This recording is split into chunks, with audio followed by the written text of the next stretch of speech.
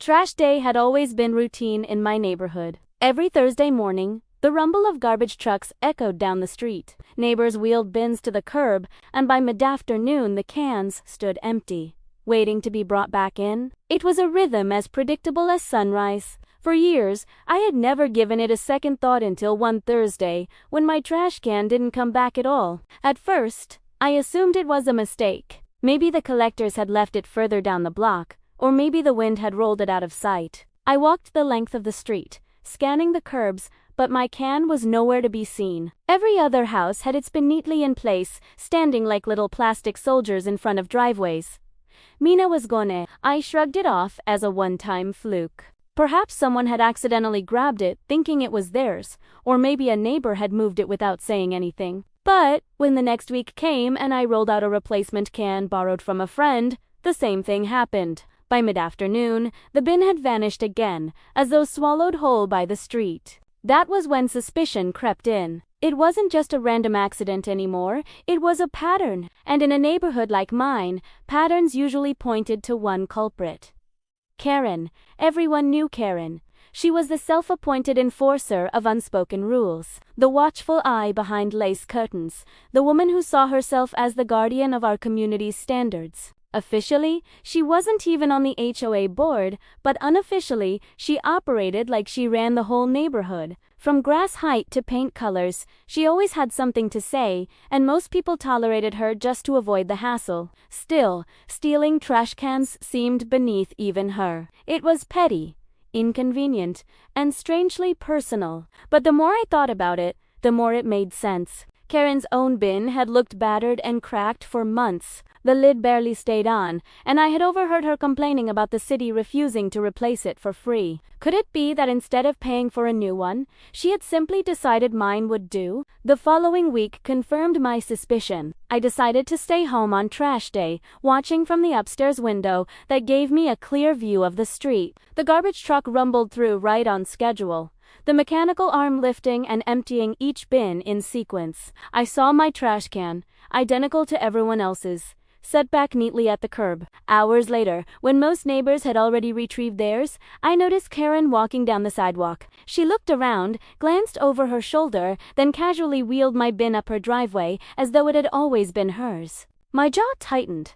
There it was, the confirmation I needed. Karen had stolen my trash can, right out in the open. But instead of confronting her immediately, I felt a spark of something stronger than anger. Determination. Karen had crossed a line, and I wasn't about to let her get away with it. If she thought she could bully her neighbors into submission, she had picked the wrong person this time. I needed proof. One sighting from my window wasn't enough. If I went to the HOA or the city, she would deny everything and spin the story to make me look unreasonable. She was good at that. To beat her, I needed undeniable evidence. So, I borrowed another bin, knowing full well it would probably disappear again. But this time, I set up a small motion-activated camera near the curb, tucked discreetly among my landscaping. It wasn't flashy, but it would capture exactly who wheeled that bin away. When Thursday came, I set the trap. The garbage truck did its job, and by afternoon, my bin was waiting patiently at the curb. Hours passed, the sun began to dip, and I wondered if maybe Karen had caught on. But then, right around dusk, there she was again. Karen, moving briskly, head turning side to side, casually strolling over to my can. As though it were the most natural thing in the world, she grabbed the handle, wheeled it up her driveway, and disappeared into her garage. The camera caught every second. Watching the footage later, I felt both satisfaction and disbelief. Karen had no shame. She didn't even hesitate.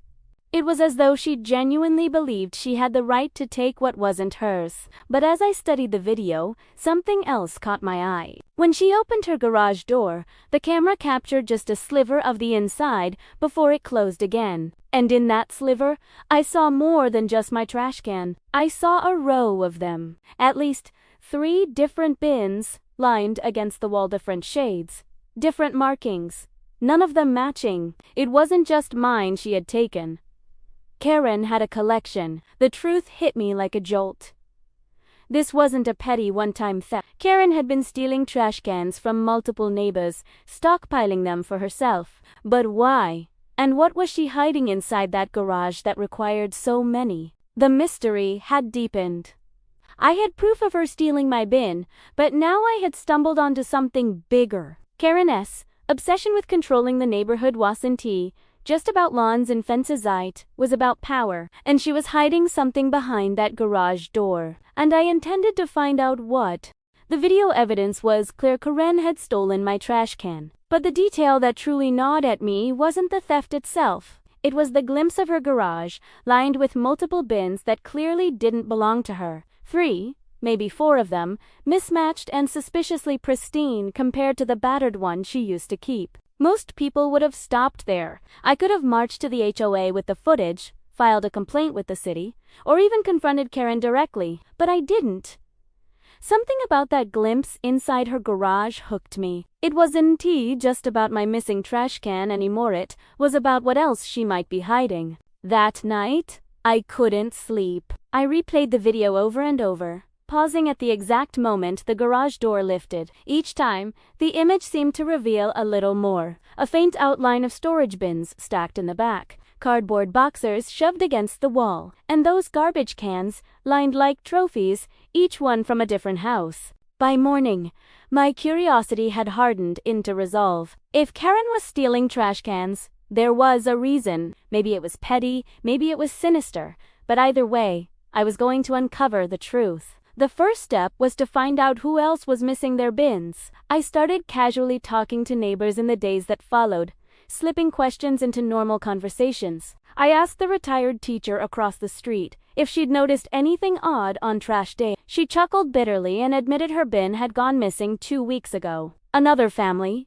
just a few houses down, mentioned the same thing. They had to request a new one from the city after theirs vanished. By the time I had asked around half a dozen households, the pattern was undeniable. Trash cans were disappearing up and down our street, and no one had connected the dots. Everyone assumed it was just bad luck, maybe the work of careless collectors or random theft. No one thought to suspect a neighbor, least of all Karen, who still played the role of self-appointed protector of the neighborhood. But I knew better. I decided to get closer. My first real opportunity came on a Saturday morning. Karen was outside pruning her hedges, the picture of suburban diligence, while her garage door stood open. I walked by casually, pretending to check my mailbox. From the corner of my eye, I caught a better glimpse inside. The sight made me stop mid-step. There weren't just 3 or 4 trash cans. There were at least 6. Different brands, some marked with faded house numbers that clearly didn't match Karen's address. And they weren't empty. Several were filled with black bags stacked to the brim, the lids straining to close. Karen spotted me looking and quickly lowered the garage door, her eyes narrowing. That was all the confirmation I needed. Whatever was inside those bags, she didn't want anyone to see. That's evening. I reviewed my options. Going directly to the HOA was tempting, but I knew how it would play out. Karen would deny everything, accuse me of harassment, and twist the narrative until I looked like the troublemaker. She had done it before to others. I needed something bigger, something so undeniable that even her silver tongue couldn't wriggle out of it. The idea came to me as I scrolled through the neighborhood Facebook group. People had started complaining about rodents, rats in garages, raccoons overturning bins, a foul smell near certain homes. At first, I thought it was just coincidence, but the more I read, the more it clicked. Karen's garage wasn't just a graveyard of stolen bins. It was a breeding ground. The black bags stuffed inside those cans weren't neatly tied like normal household trash. They were bulging, uneven, almost as though they contained something heavier than kitchen scraps. Could it be food waste she refused to throw out? Old junk she didn't want the collectors to see? Or something worse, something she was hiding? The thought made my stomach tighten. Whatever it wasn't normal. So, I took the next step. I repositioned my motion-activated camera to catch a wider view, angling it toward Karen's driveway instead of just my curb. If she wheeled out more bins or moved suspicious bags, I'd have her on record. Days passed, each one filled with tension. I found myself checking the footage obsessively, scanning for any hint of movement. Then, on a Tuesday night, just past midnight, the camera caught her, Karen, in her robe and slippers, rolling one of the stolen trash cans to the curb under the cover of darkness. So opened it, removed one of the bulging black bags, and dropped it into her own battered bin instead. Then she wheeled the stolen can back into her garage, leaving no evidence it had ever been outside. It was strange, almost ritualistic, and it confirmed what I feared. Those cans weren't just for show. They were storage. By now, my curiosity had escalated into obsession. I needed to know what was inside those bags. I needed to know why Karen was hoarding stolen trash cans like contraband. The answer, I suspected, was something that would finally strip away the perfect image she had built for herself. The neighborhood thought Karen was just a nosy bit, but I was starting to believe she was hiding something far darker, and I was determined to bring it into the light. The footage of Karen sneaking bags into her old, battered bin gnawed at me like a puzzle missing its final piece. It wasn't enough to prove theft anymore. Something about the way she moved, furtive, methodical, almost ritualistic, suggested she was hiding more than just extra trash. I couldn't let it go. Each time I walked past her driveway, my eyes drifted toward the closed garage door, picturing those rows of stolen cans, stuffed with secrets. I imagined the foul stench of rotting garbage, the scratch of rats, the muffled thud of bags being shifted in the dead of night. Neighbors complained of pests, but no one had connected the dots. No one except me. If I wanted to stop her, I needed irrefutable proof, and that meant seeing inside the bags. The plan formed slowly, born out of sleepless nights and simmering frustration. I would wait until trash day, when Karen inevitably wheeled something to the curb under cover of darkness. I would follow her, wait until she retreated, and then check the contents myself. Risky, yes. But at this point, I had nothing to lose. She had already crossed the line by stealing my property. If she wanted a war, I was ready to fight it. The opportunity came the very next Thursday. I set an alarm for just past midnight, slipping on dark clothes and waiting by my upstairs window. Sure enough, at 12:43 a.m. Karen's garage door creaked open. She emerged, dragging one of the stolen cans with her. She moved quickly, glancing up and down the street like a thief, before depositing another bulging black bag into her old bin and retreating inside. The second the garage door rattled shut, Primera de ma move, heart pounding, I crept down the driveway and across the street. The night was silent except for the distant hum of crickets. The bin stood there innocently, its lid closed but not latched. I hesitated, listening for footsteps, before lifting it slowly. The smell hit me first, a sour, putrid stench that burned the back of my throat. I gagged, pulling my shirt over my nose, and peered inside. The bag on top was swollen, its plastic stretched to the point of tearing. Primera Rea Chedin tugged it upward and felt the weight far heavier than normal household trash. With shaking hands, I tore a small slit in the corner. Out spilled stacks of paper, not crumpled junk mail or scraps, but neatly bundled packets tied with rubber bands. Even in the dim glow of the streetlight, I could make out what they were. HOA notice, complaint letters, and warning slips. Hundreds of them. I froze. It wasn't just trash Karen was hoarding. She had been stealing mail, not who's mine but from across the neighborhood. Notices about fines, warnings about violations, even city correspondent Saul piled into bags and hidden in her garage. My mind rested. It explained everything. The missing bins, the black bags, the secrecy. But why? Why steal letters that weren't hers? Why hoard them instead of destroying them? As I dug deeper, I found more torn envelopes, shredded statements, even unopened packages. Each one bore names I recognized, neighbors who had complained about never receiving their HOA decisions. People blindsided by fines they swore they had never been warned about. Karen was in. T just meddling in the neighborhood affair. She was controlling them by controlling the flow of information. The realization chilled me. For years, Karen had manipulated the HOA with her constant complaints, but now it was clear she had gone further. She had turned stolen mail into a weapon. By intercepting notices, she could keep certain neighbors in the dark while pressuring others. It was control, pure and simple, and the trash cans were her cover. I snapped photos quickly, capturing the evidence on my phone. But, just as I sealed the bag again, a sound cut through the silence, a faint creak of a door opening. My blood turned cold. Karen's front porch light flicked on, spilling across the lawn. I ducked low, heart hammering, clutching my phone as though it were my lifeline. For a moment, I was sure she had caught me, but instead of stepping outside, she stood in the doorway, peering into the night. Her silhouette lingered, suspicious, scanning the street. I didn't move. Every muscle in my body screamed to run, but I knew any sudden movement would give me away. Finally, after what felt like an eternity, the door shut again and the light flicked off. I exhaled, my hands trembling. I had gotten what I needed, but the danger was real now. If Karen suspected I was onto her, she wouldn't hesitate to retaliate. She had built her power on intimidation, and anyone who challenged her was a threat. I slipped back to my house, clutching the phone like treasure. My mind buzzed with possibilities. I could go straight to the HOA, but would they believe me? I could go to the city, but Karen might spin the story before I had the chance. No, I needed to build an airtight case. The trash can theft had been petty, but the stolen mail? That was a crime. And if I played this right, I could not only expose Karen's secret, but bring her entire house of cards crashing down. As I set my phone on the nightstand, the weight of the photos clear in my mind, I realized something important.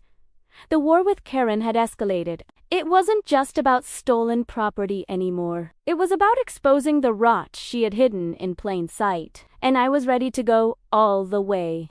The photographs from that night burned in my mind. Stacks of stolen HOA notices, complaint letters, and packages all hoarded in Karen's garage, like some kind of twisted archive. It was more than petty theft. It was calculated, deliberate, and designed to give her leverage over the entire neighborhood. I knew I couldn't sit on this forever, but I also couldn't just barge into the next HOA meeting and dump the photos on the table. Karen was cunning. She had a reputation for twisting narratives, turning accusations back on her accusers, and using her voice to drown out opposition. If I wanted to bring her down, I had to do it in a way that left her no escape.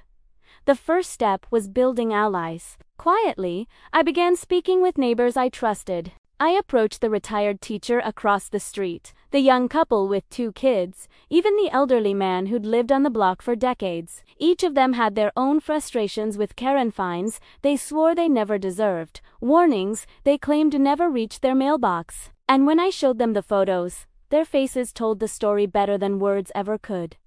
Shock, anger, vindication. One by one, they agreed to back me. We didn't tell everyone not yet, but a small circle formed, a coalition of neighbors fed up with Karen's reign of manipulation. Together, we began gathering records, copies of fines, missing mail reports, official HOA documents, anything that could establish a paper trail linking the missing notices to Karen's hoard. Meanwhile, I kept monitoring her. My camera stayed fixed on her driveway, capturing every late-night movement. Twice more, I caught her sneaking bags into her old bin, shuffling contents between cans like a criminal moving contraband. Each recording added weight to the case I was building, but evidence wasn't enough. To truly end this, we needed Karen to expose herself, and that meant setting a trap. The idea came during one of our late-night strategy sessions. If Karen was intercepting mail, then baiting her with something she couldn't resist might be the key. A letter crafted to look like sensitive HOA correspondence, something juicy enough to tempt her into stealing it. If she took the bait, we would have proof of her crime unfolding in real time. So, with help from a neighbor who worked in graphic design, we created it. A fake HOA letter addressed to me, stamped with official-looking seals, and printed on heavy paper. The contents were simple, a fabricated notice about a special community audit that would review board conduct, including past complaints. It was exactly the kind of document Karen wouldn't want circulating. We placed it carefully in my mailbox, positioned so that any tampering would be obvious on camera. The first day passed without incident. Karen went about her usual routines, pruning her yard and glaring at passers-by. But on the second evening, just before dusk, the camera caught her. She strolled past my house, pausing briefly at the curb. Her head darted side to side, checking for witnesses. Then, with a swift motion, she reached into my mailbox, plucked the letter, and slipped it under her arm. There it was. Proof. My phone buzzed with notifications from the motion camera, each one a clear shot of Karen committing mail theft. I forwarded the footage immediately to our small group, and the responses came flooding back! Exclamation points, angry emojis, calls for immediate action. But I wasn't ready to spring the trap just yet. If Karen thought she'd gotten away with it, she would likely stash the letter with her others, and once it was in her garage, it would join the pile of stolen documents we already knew about. The more evidence she unknowingly collected, the stronger our case would be. That night, I barely slept. Every creak of the house, every gust of wind outside, made me sit up, imagining Karen prowling around, plotting her next move. But when morning came, the neighborhood looked deceptively normal. Karen watered her flowers, waved to another neighbor, and smiled as though she hadn't just committed a federal crime. By the end of the week, our coalition was ready. We had photos, videos, testimonials, and now, footage of Karen caught in the act. The plan was simple. Present everything at the next HOA meeting, when the maximum number of residents would be present. We would expose Karen not just to the board, but to the entire community she had terrorized for years. The day of the meeting arrived, and the tension was electric. The community hall was fuller than I had ever seen it. Neighbors whispering in hushed tones about the growing discontent with Karen. She sat near the front, posture rigid, eyes sharp, as though daring anyone to challenge her. I clutched my folder of evidence, my phone buzzing with supportive messages from the group. This was it. Weeks of planning, nights of watching, days of building trusted, all came down to this moment. As the meeting began and the agenda moved toward community concerns, I stood up, my heart hammering in my chest. The room fell silent.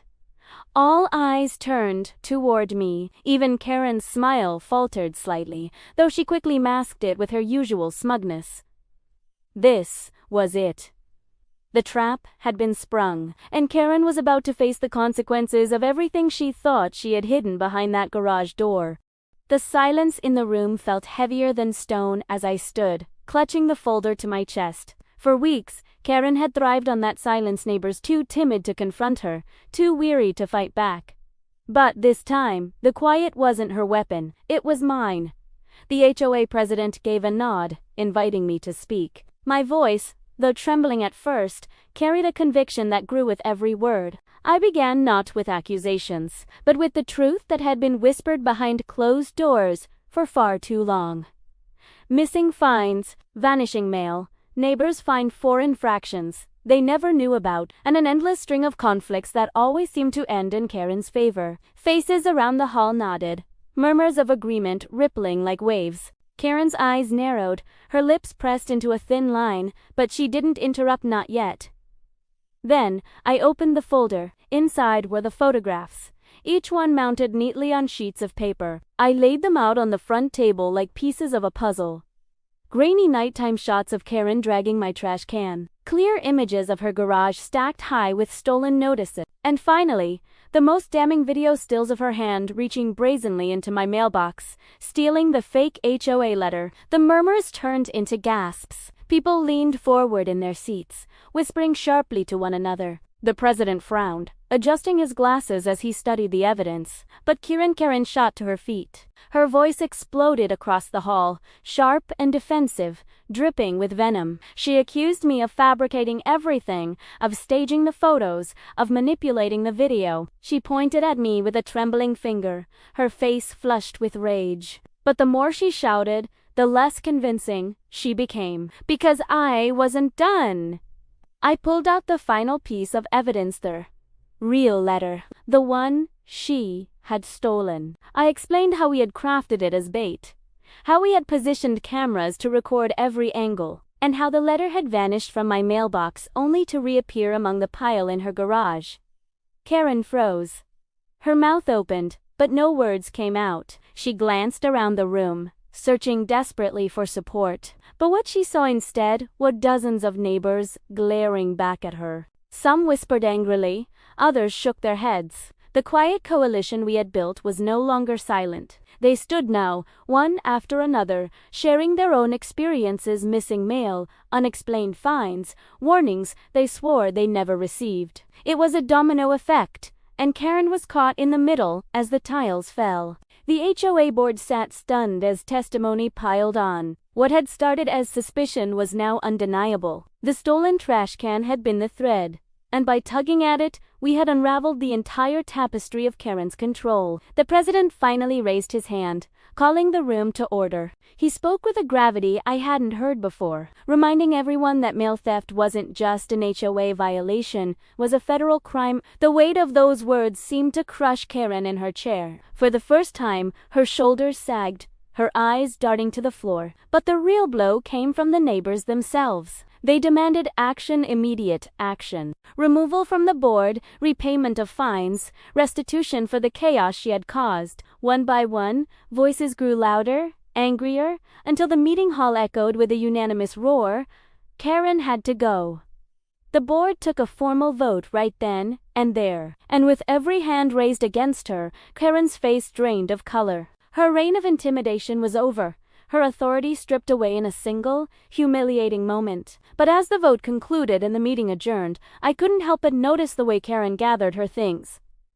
Not in defeat, not entirely. There was still a glimmer of something in her eyes: resentment, bitterness, perhaps even the spark of revenge. She left the hall without a word, her departure as sharp and cutting as her arrival. The neighbors lingered long after, some embracing me, others offering thanks. For the first time in months, maybe years, the air felt lighter, freer. But even as I smiled and accepted their gratitude, a part of me stayed on edge. Because Karen wasn't the kind to vanish quietly. She had been exposed, yes. Humiliated, yes. But people like her didn't let go without a fight. And deep down, I knew this wasn't over.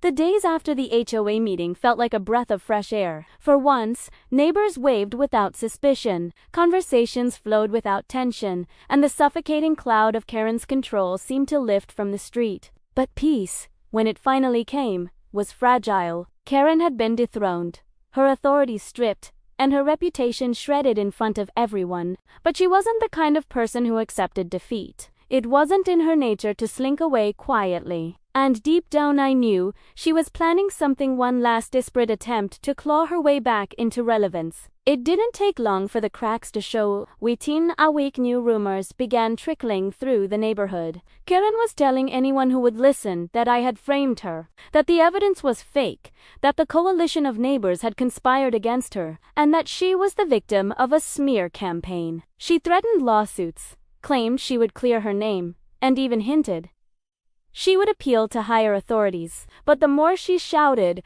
the less convincing she became. Her words no longer carried weight. The trust she had once manipulated so effortlessly had evaporated. Neighbors who once tolerated her now crossed the street to avoid her. Still, she wasn't finished. One night, just past midnight, my security camera caught her again. She was at my property, fumbling with something near my trash can, ironically, the very object that had started this war. Only this time, she wasn't taking anything. She was leaving something. The next morning, I found it. A small pile of torn papers, clearly meant to look like shredded evidence. Old HOA letters, ripped into fragments, scattered deliberately, so it would appear as though I had planted them myself. A sloppy attempt at framing me. I didn't even need to clean it up. The cameras had already captured everything. Her sneaking onto my property, her crouching beside the bin, her scattering the papers with frantic movements. When I showed the footage to my neighbors, the reaction wasn't shock anymore, it was disgust. Karen had gone from manipulator to clown, a desperate woman unraveling in front of everyone's eyes. That was the last straw. This time, it wasn't the HOA board that took action. It was the law. A group of neighbors, myself included, compiled all the evidence: mail theft, property trespassing, attempted framing, and filed a formal report with the authorities. The officers who arrived treated the matter seriously. Mail theft alone carried federal implications, and the footage of her reaching into my mailbox sealed her fate. Karen was taken in for questioning. Word spread fast, and by evening, the entire neighborhood buzzed with the news. Some were shocked it had gone that far. Others said it was long overdue. But for the first time, there was no doubt. Karen had crossed a line she couldn't step back from. The HOA held an emergency session to finalize her removal from the community board. She was barred from holding any position of authority again, stripped of all privileges, and formally banned from representing the association in any capacity. But the real punishment came in the form of isolation. Neighbors who once tolerated her antics now refused to engage with her. Invitations dried up, conversations stopped, and her presence at community events became unwelcome. She wasn't just disliked anymore, she was irrelevant. Her house, once the center of drama, grew quiet. Curtains stayed drawn, the yard went untended, and the woman who once patrolled the neighborhood like a queen now lingered in shadows, unseen and unheard. As for me, I finally felt peace. The trash can, once stolen, and the root of this entire storm, sat where it belonged, ordinary, unremarkable, yet symbolic. It reminded me that sometimes the smallest things could unravel the biggest lies. Karen had tried to take control of the community, tried to twist rules, steal mail, and silence anyone who opposed her. But in the end, it was her own arrogance, her own obsession with power, that destroyed her. The neighborhood healed slowly.